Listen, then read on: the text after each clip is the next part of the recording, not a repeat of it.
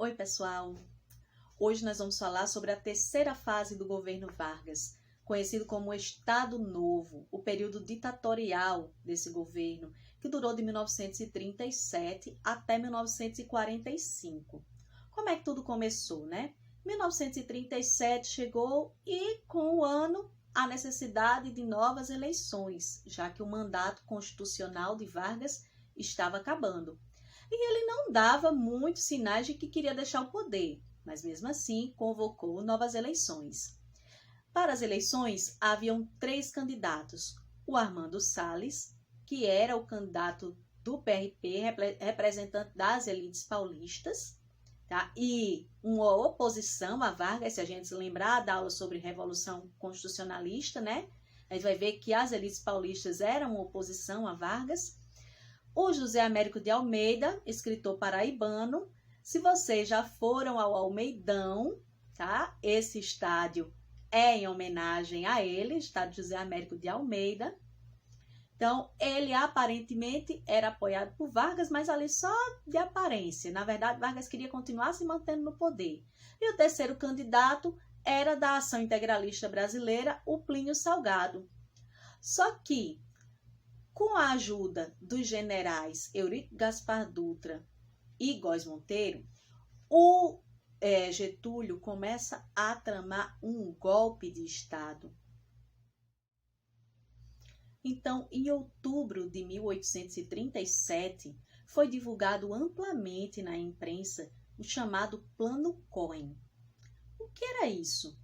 Era um documento assinado por um judeu e comunista, as duas características mais odiadas do período, em que nesse plano se estava pretendendo matar autoridades, tomar o poder e incendiar igrejas. Gente, esse plano, na verdade, nunca existiu. Isso foi uma farsa implantada para causar pânico na população e aí ser usado como justificativa para dar um golpe. Vejam que as fake news não são coisas de hoje. Já há muito tempo que as fake news são usadas ao longo da história. Só ainda não tinha o nome de fake news. Mas Plano Cohen foi uma notícia falsa, amplamente divulgada, com fins de causar esse pânico e dar base para esse golpe. Então, tinha essa intenção política envolvida nessa notícia falsa. Do mesmo jeito que as notícias falsas que são divulgadas hoje e que causam desinformação e pânico. Então, todo esse clima de pânico criado justificou, né, deu uma justificativa para a sociedade para que houvesse a prisão e perseguição de opositores, censura à imprensa.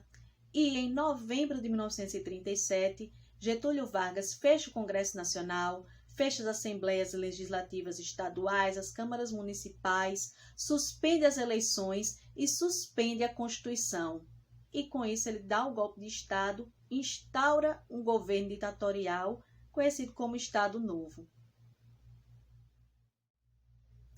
Logo após o golpe, o ministro da Justiça, o Francisco Campos, ele apresenta uma nova Constituição que rapidamente é outorgada pelo Getúlio Vargas, e nessa Constituição ela concentrava todos os poderes nas mãos do Executivo.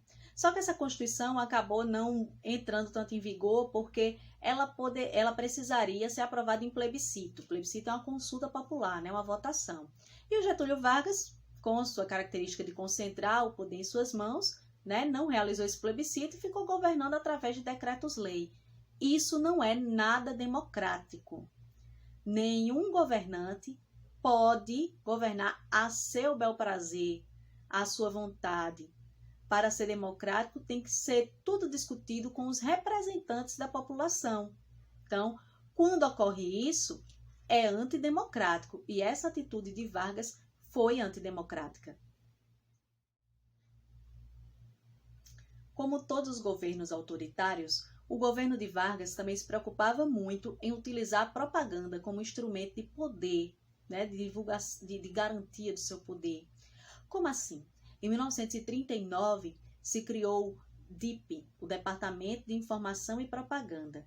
Esse departamento era responsável por criar propagandas que passassem uma imagem positiva do governo, tá? Além disso, além de passar essa imagem positiva do governo, ele censurava a imprensa que falasse o contrário, que apresentasse os pontos falhos do governo. Então, isso era uma forma de manipular a opinião pública, porque se só se fala bem e está se proibido de falar os pontos negativos, ninguém vai ter conhecimento desses pontos negativos e vai achar que está tudo bem, tá? Isso é uma característica de governos autoritários, censurar a imprensa e só permitir propagandas positivas, tá?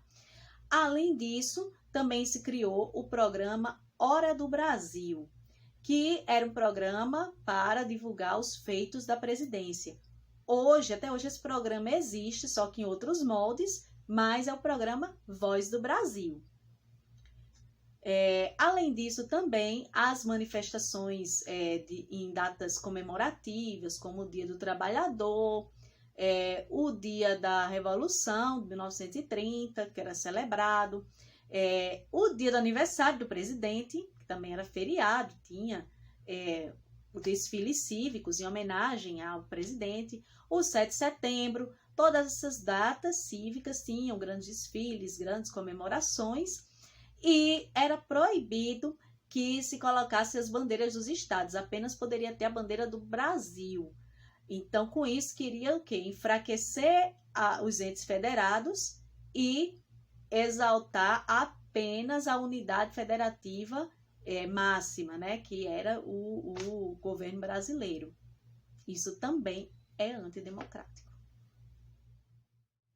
Foi na era Vargas que teve impulso a atuação das redes radiofônicas, tá? A atuação do rádio. A era do rádio, 1930 a 1950, marcou a população brasileira com a expansão da comunicação.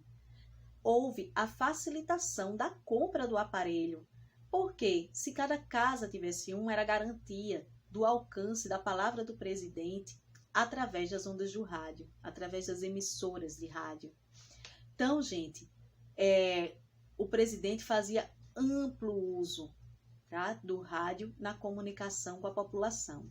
Além disso, também havia os programas de auditório, com show de calouros, e as radionovelas, muito famosas na época. As meninas chegavam a se apaixonar pelas vozes dos galãs das radionovelas. E o controle não se dava apenas a nível de comunicação.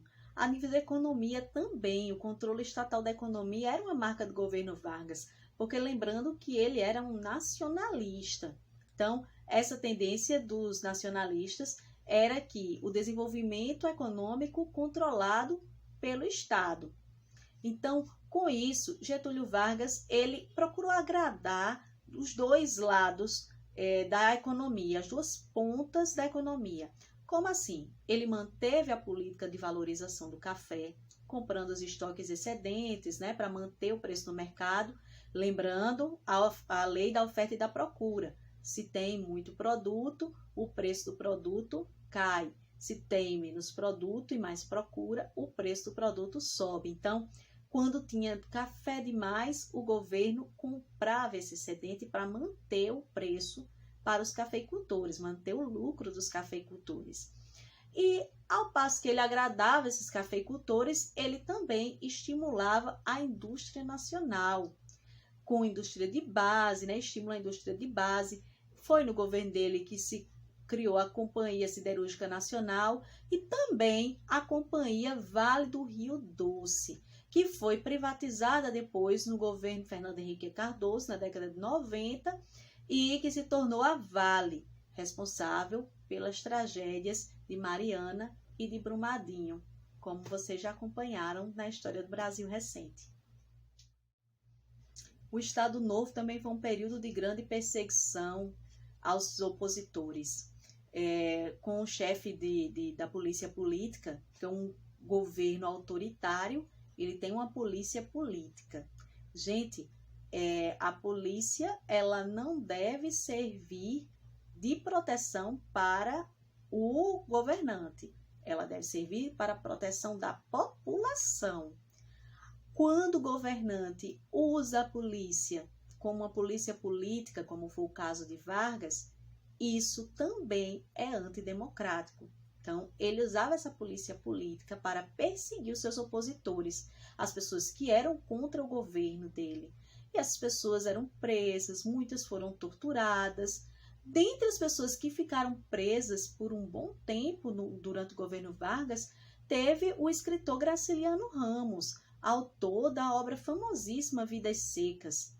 Ele ficou preso e durante sua prisão ele escreveu também um livro muito famoso, conhecido como que o título é Memórias do Cárcere. Para conseguir o apoio popular, da base da população, o Getúlio Vargas implementa a CLT, a Consolidação das Leis Trabalhistas, que ele pegou todas aqueles direitos que ele foi estabelecendo aos poucos e reuniu tudo nesse único documento e acrescentou mais outras conquistas dos trabalhadores. Então, com isso, com a CLT, foi garantido carteira de trabalho, que era uma garantia do trabalhador, né? Era uma garantia do seu contrato para que ele exigisse seus direitos. Garantia também de descanso semanal remunerado, de férias remuneradas, licença maternidade, aposentadoria. Então, com todos esses direitos que ele reúne num único documento e consolida, de fato, enquanto direito desse trabalhador, que passaria a reger as relações entre patrão e empregado, ele conquista boa parte da população brasileira, esse apoio de boa parte da população brasileira. Além disso, ele também consegue pegar alguns líderes de sindicato e trazer para o lado deles, e aí ele acaba fragmentando, enfraquecendo essa luta sindical por direitos. Então, gente, por hoje ficamos por aqui e até a próxima aula. Tchau, tchau!